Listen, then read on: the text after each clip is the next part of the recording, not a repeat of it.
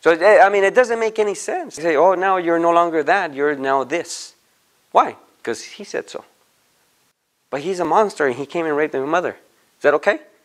Yeah, it's okay. That's basically what we're doing here. We're acknowledging this whole mestizaje as something beautiful, something nice. And, you know, obviously the other term is raza. And you know, this term, you know, another racist concept is like, the other day, La Opinión had like a little thing that they send out every Tuesday. It's like a little excerpts of history in Mexico. They were talking about Jose Vasconcelos. And I remember some years when I was a kid, I used to watch this painting. That idea came about from Jose Vasconcelos. And it was a painting where it showed a whole bunch of faces, and it showed different races.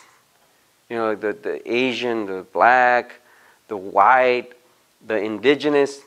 So that idea came from this thing called Raza Cósmica that Jose Vasconcelos wrote, and basically saying, look, there's an amalgamation here, there's a fusion of races here, pero la más chingona es la blanca.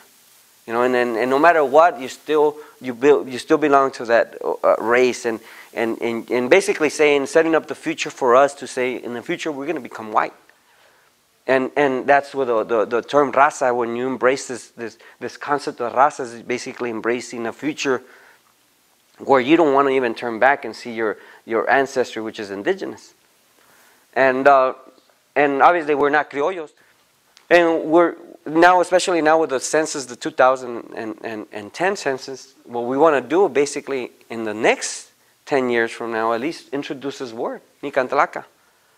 Because Nicantlaca, meaning in Nahuatl, that we are the people here. When, you know, the Europeans said, who are these people? We knew the distinction, and we said, we're Nicantlaca. We're the people that belong to this continent.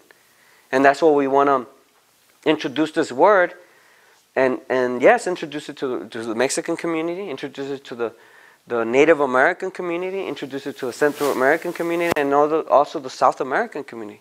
Because that's what's going to connect us and bind us to this continent.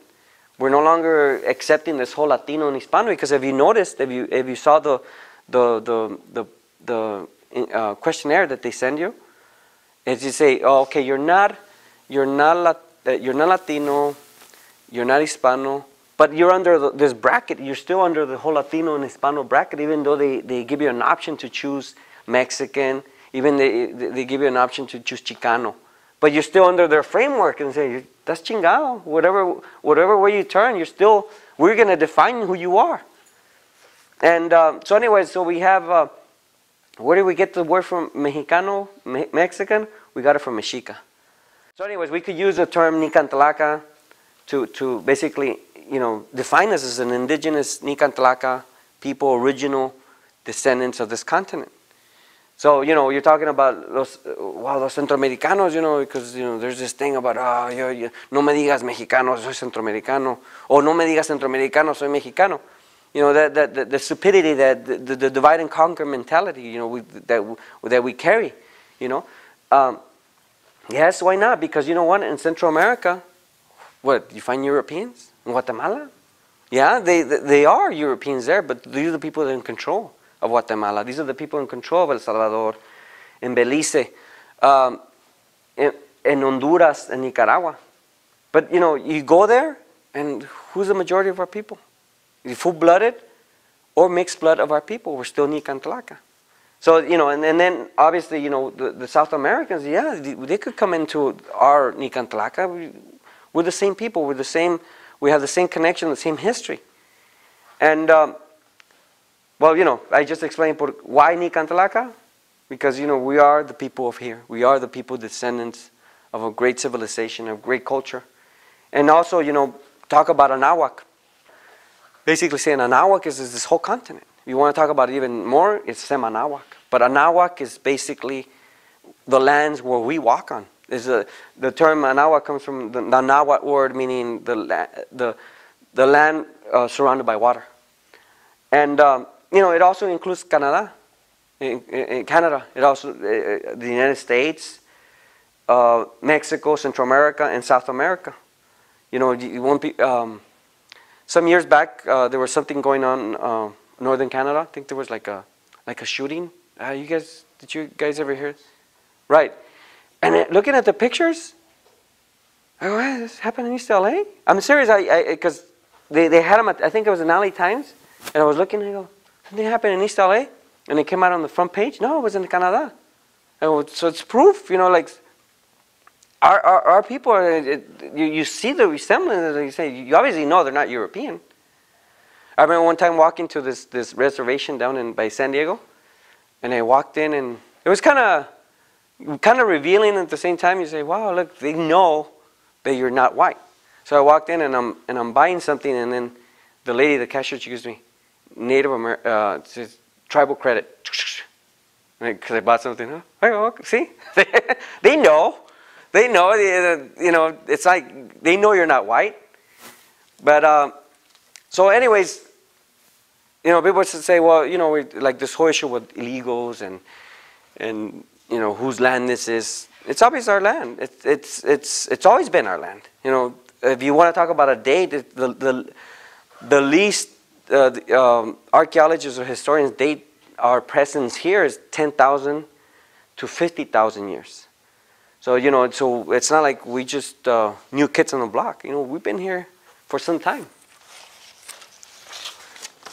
So, you know, it's always like, you know, it's people saying, well, it's always rejecting this idea, you know, of us being Nicantlaca. Oh, you mean somos indios? No. Indios son de la India. The people from India, they're the Indians. We're indigenous. Yeah, we're using that term, but remember, we're trying to make that change into Nicantlaca. We are Nicantlaca. So are we criollos? No, we're not criollos. We're Nicantlaca. You know, the criollos are the Spaniards who came here and stood here and are still here, still, you know, benefiting from our land. And, you know, this whole thing about Mexican independence is not pertaining to us. Mexican independence, there was an independence, but it was for the criollos, it wasn't for us. The independence happened for them. But they used us as to fight off their own brothers in what's called Mexico. There's the so-called independence of 1810. And we also have, you know, we got to bring these issues out because some of our people, you know, they have this way of thinking that was, you know, has been pumped in through TV, through radio, through Cristina, you know, on Channel 34, you know, that no matter what, you can't negate your Spanish blood. No puedes negar tu sangre española. And yeah, we can. Just like the same way the Jewish people and don't acknowledge any blood raped in them. We could, yeah, you say, no, you know what? I don't acknowledge that blood. Yeah?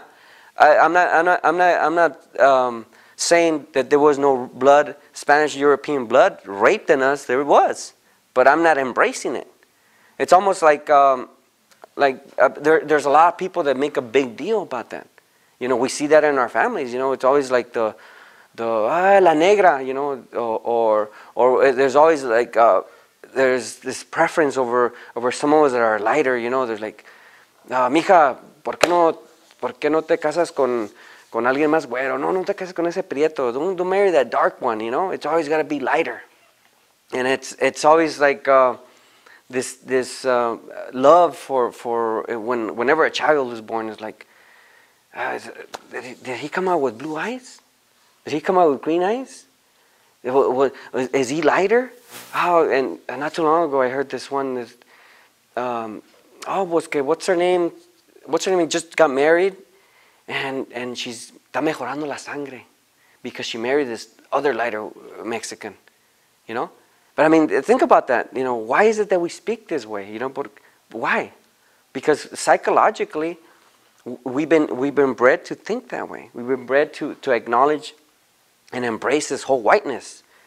And that's why, you know, we got to talk about that because that's something that's basically destroying us as a people, you know.